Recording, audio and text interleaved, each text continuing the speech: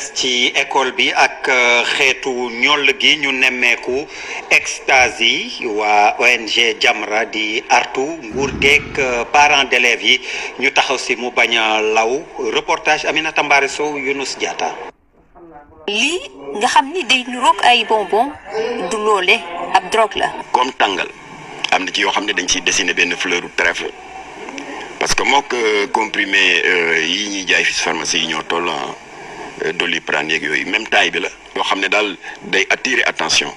drogue bi nag tur yu bëri lañ koy tuddee. moo tax mu bëri ay tur ki sant ñi ngi koy tuddee ecstasy ñi naan ko exta ñi naan ko pils ñi tuddee ko volet waaye tur yi ci gën a siiw mooy bonbon parce que dafa xaw a niroog tàngal am na tam ñu ko tuddee comprimé sawarna. ñu jàpp ni nag ñaawteef yi muy def mën nañ ko comparer ak lii di yamba. ni yamba amee principe actif bi ñuy wax THC le tétrahydrocannabinol maanaam mooy tooke bi nga xam ne boo jëfandikoo yamba mooy jëm ci deret ji jaar ci système nerveux bi jaxase xel mi alors ecstasy itam dañu di ko voler dafa am principe actif bu ñuy wax MDMA nag benn substance chimique à forte concentration d'amphétamine. leneen li yokku tiitaange waa ONG Jamra mooy lii dañ koy fekk ci yenn école yi ay ndaw di ko jëfandikoo. donc boîte de nuit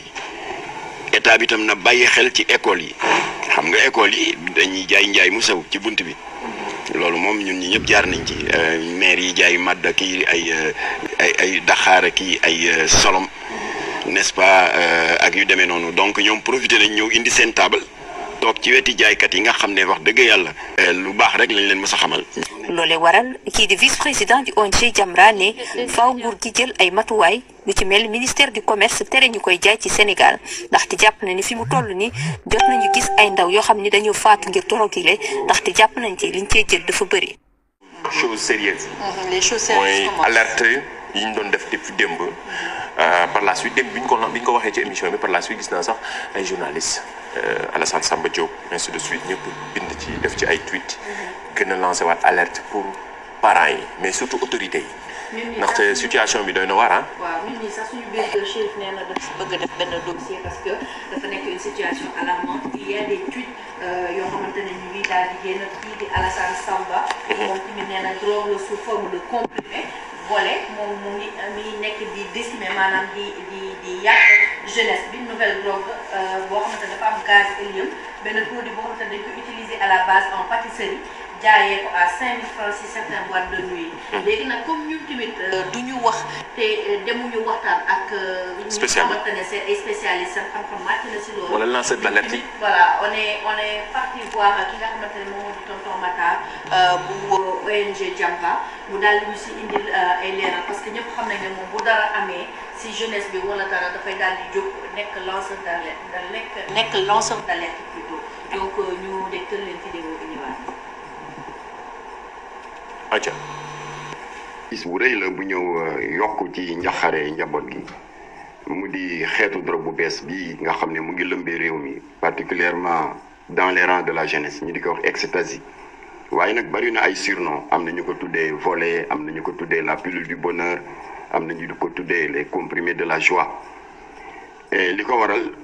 waykër docteur yi ràññee nañu ne que principe actif bi maanaam tooke bi amphétamine la amphétamine nag dafa mel ni adrénaline bi nga xam ne suñu borom moo ko def naturellement ci yaramu doomu aadama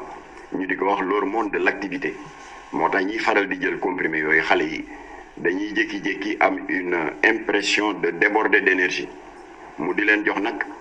une fausse impression de pouvoir vaincre la fatigue le sommeil et la faim moo tax ñaareel nag boo leen xoolee ñi nga xam ne dañu dem ba xaabaabal ci ba nekk des accros ñaare dañuy wow koŋ ndax duñu nangoo lekk moo tax ñoom seen bopp ñoo koy tuddee les comprimés coupe-faim alors léegi nag jot na état bi taxawu ci ni mu ci taxawoon en 2015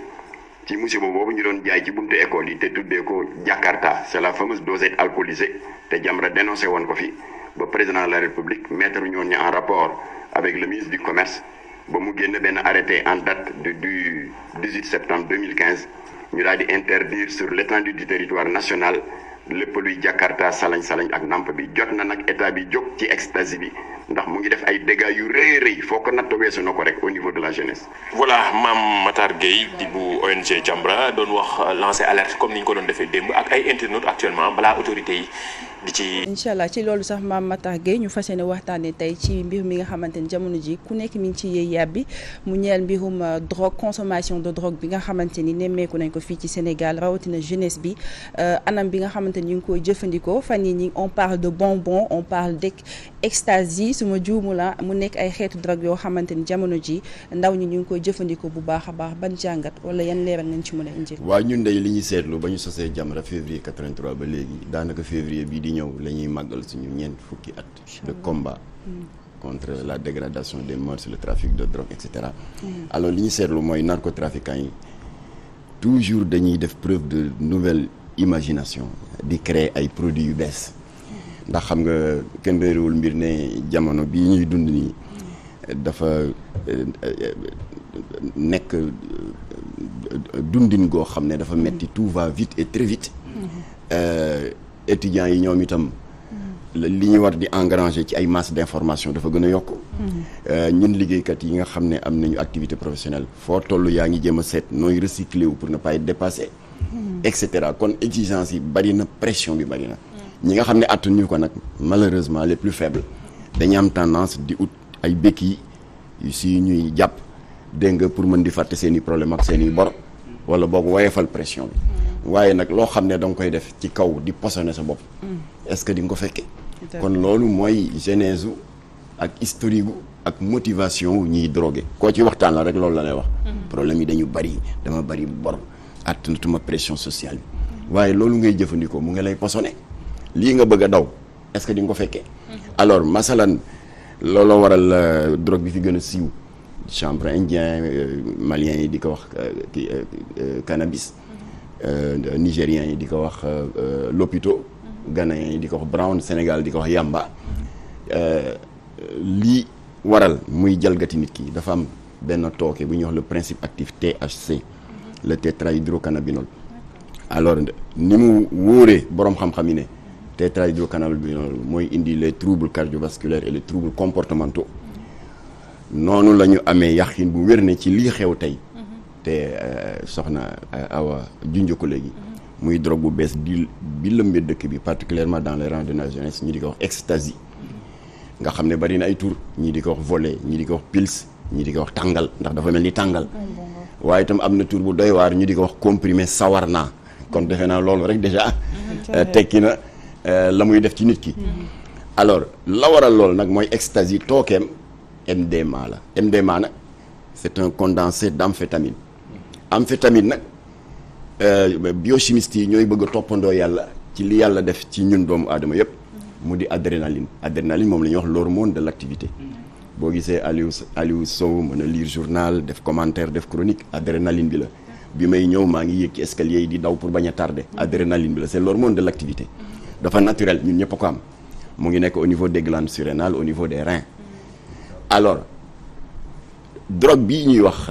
ecstasy nag principe actif du MDA c'est un condensé d'amphétamine qui est une tricherie une copie conforme de l'adrénaline ay dégâts rek lay def nag ndax sous l'effet d'adrénaline suñu cerveau dafay libérer benn produit chimique bu ñuy wax neurotransmetteur mooy transmettre information d'une cellule nerveuse à une autre daf koy jaarale ci benn pont bu ñuy wax synapse léegi nag bu neurotransmetteur bi defee liggéeyam ba noppi daal di transmettre l'information d'une cellule à une autre elle est inactivée il est inactivé bu ko defee cellule bi day reprendre son neurotransmetteur amphétamine bi nag day bloquer cette reprise neurotransmetteur bi nekk ci synapse bi continuer di agir léegi nag naka la ko biochimiste yi comparé nee na dafa mel ni rek kuy dawal sa oto ñëw ba feu rouge fekk yëpp a tàkk vert jaune rouge en même temps et qui reste allumé bu boobaa looy def kon effet boobu la drogue bi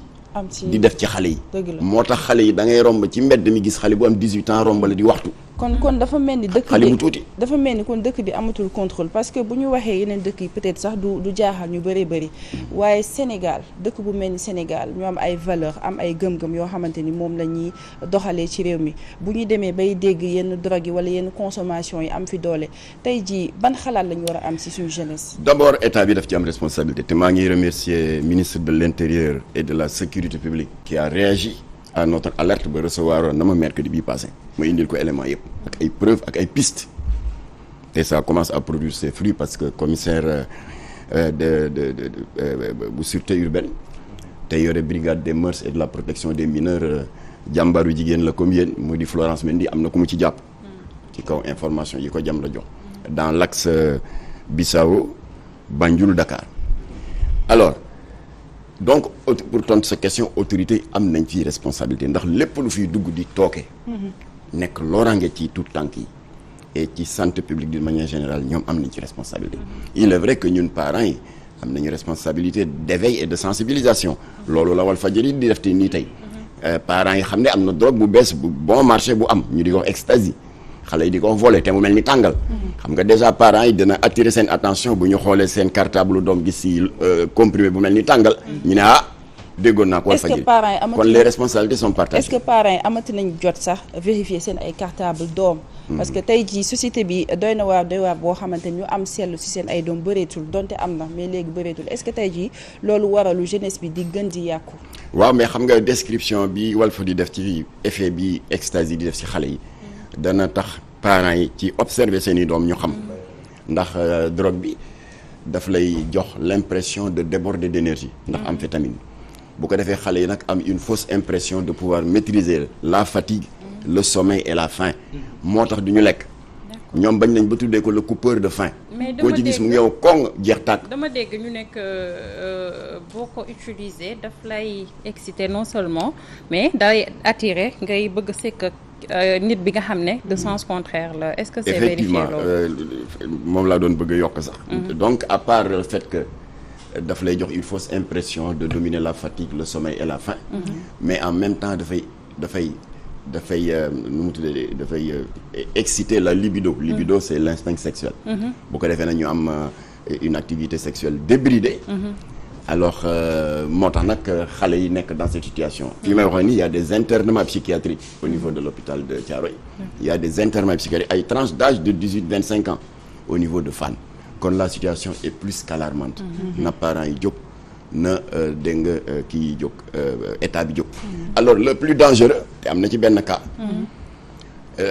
impression d'euphorie et d'immortalité bi mu lay jox mën na créer une mauvaise appréciation de l'environnement par exemple mën nga yéeg ci seeti benn waay appartement 5e 6e étage nga yaakaar ne mën nga tëb du 6e étage sans problème donc mën na créer un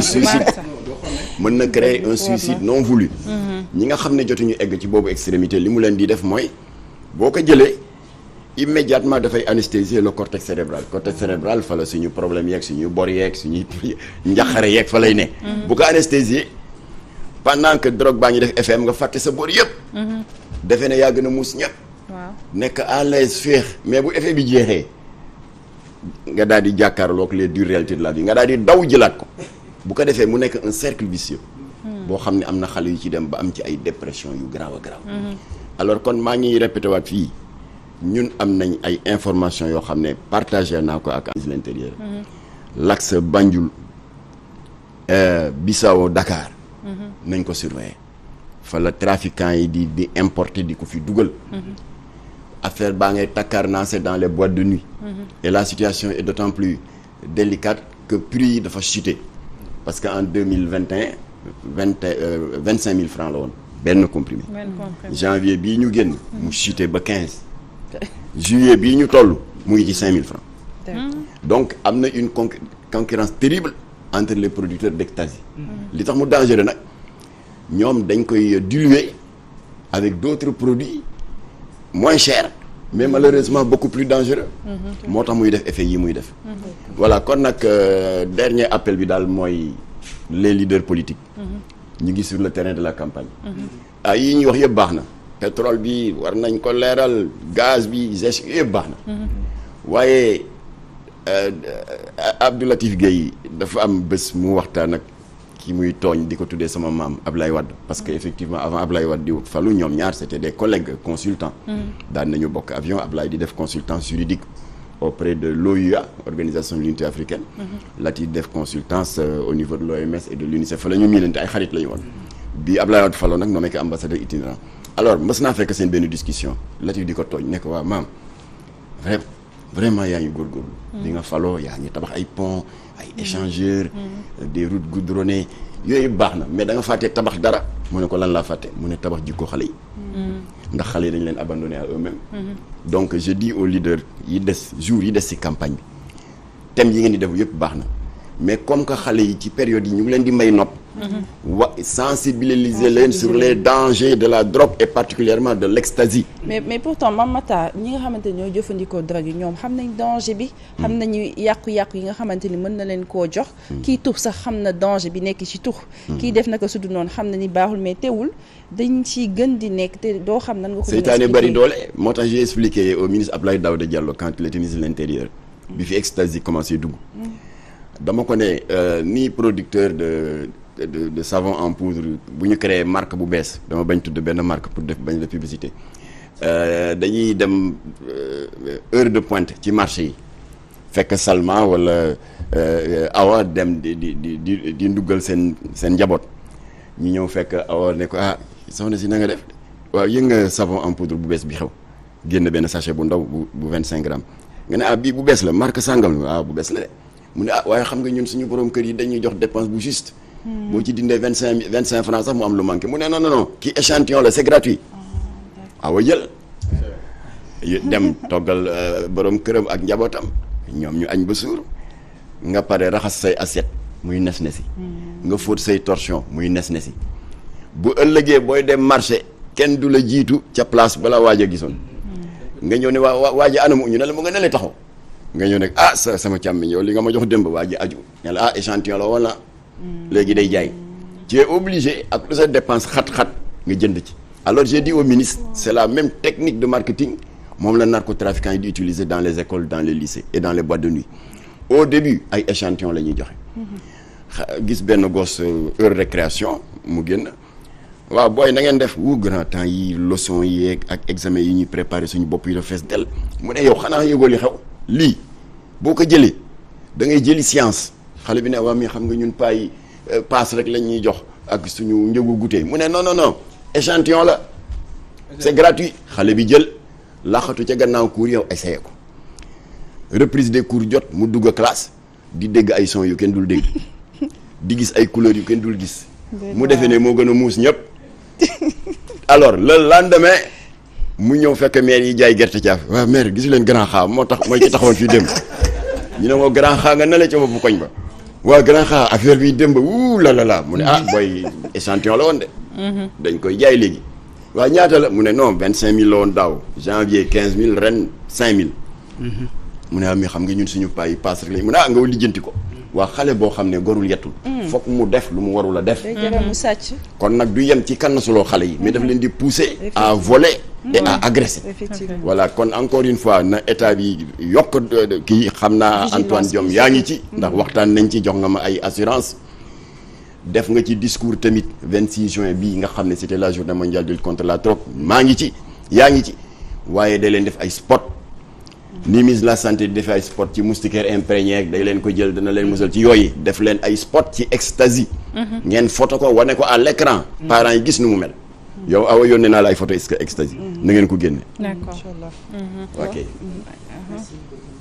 en fait doyen bi li mu wax man daf ma xaw a mettre dans une position en tant qu'éducateur ma xam ne li muy wax yëpp on le vit tous les jours dans les cours de récréation et dans les écoles muy wax rek li mu ci gën a am importance li ma si gën a jàpp mooy l'addictologie c'est-à-dire tey ji sénégalais xamuñu lool mooy mosaat accoutumé te loolu tey ji la science démontré na ñun on a des médecins yoo xam ne ay addictologues la tey ji xale bu ko dara jëw li ngay njëkk xalaat du feebaru hôpital ngay wax alors que y a des médecins qui sont là capables de prendre en charge ces genres de situation beneen bi ci des mooy li mu wax ci parents yi ma koy rafetlu trop moom ay intervention parce que tey ji bokk na si ñoo xam ne tey ji delloosi nañ l'éducation aux valeurs ci biir école yi parce que loolu dafa am importance te dafa tumuranke woon ci école yi dafay am parce que l'école n'est plus la seule source d'information et d'éducation bu ñu ko xamee baax na bu ko parents xamul aussi mooy loolu école rek nekkatul source d'apprentissage nekkatul source d'information nekkatul source d'éducation sa doom bu génnee wax na ko léegi les influences des pairs maanaam bu génnee ci école wax na ko léegi am na benn grand Jules bu toog ci wet gi di influencer am na aussi des camarades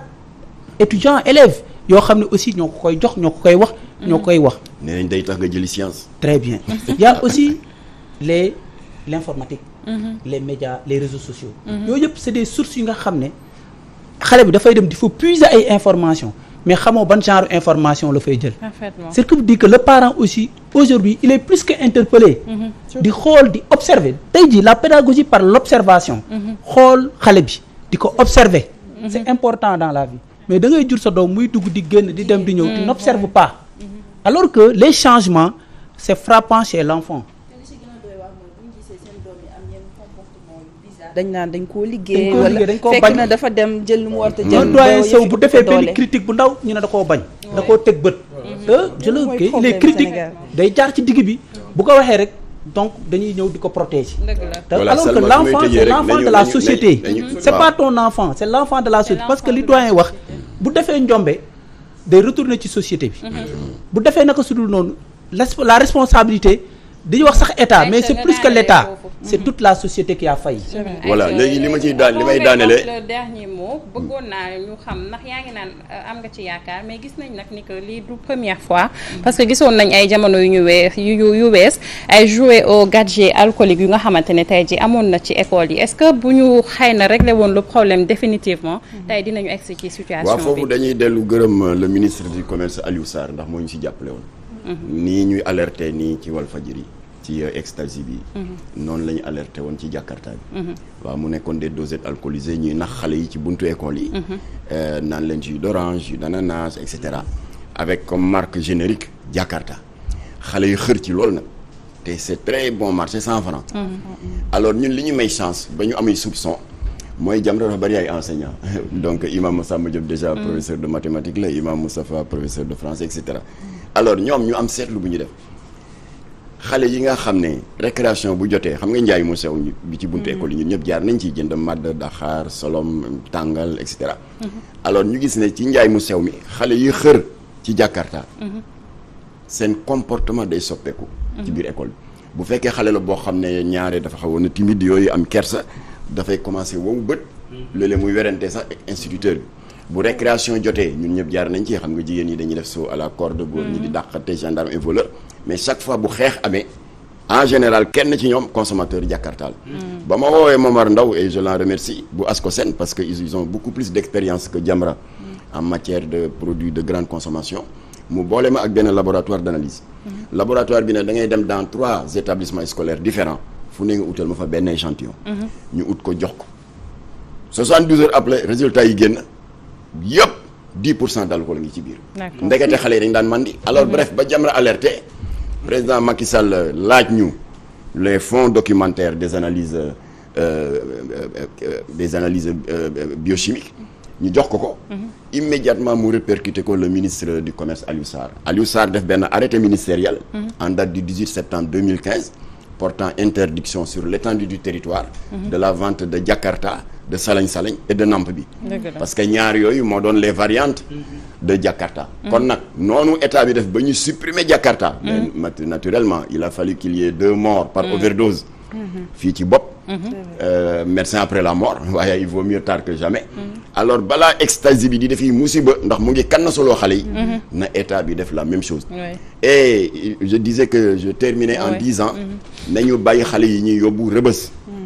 parce que xale yi ñuy jàpp ci ecstasy yóbbu leen fa du faj dara ecstasy drogue dure la OMS moo ko classé dans la catégorie des drogues dures au même titre que la cocaïne que la morphine et l'héroïne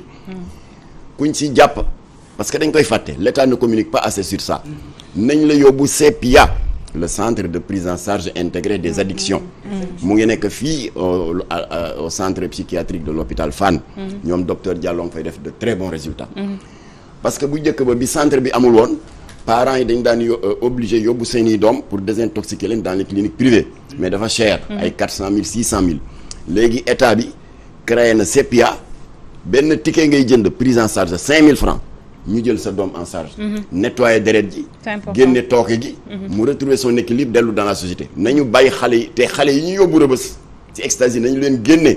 yóbbu leen fii faj leen rëbës ñu réserver ko aux narcotrafiquants qui se font des milliards et de l'argent di posone suñu xale yi di tas yi di yokk insécurité bi ba pare di déstabiliser l'économie nationale avec le recyclage de l'argent sale. C'est important li mu daanelee nii parce que fañ leen di yóbbu du seen place mais dañ leen war a récupérer waat xëy na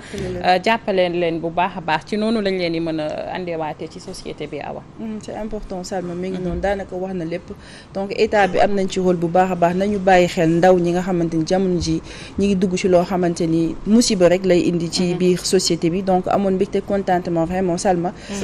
jàkkaarloo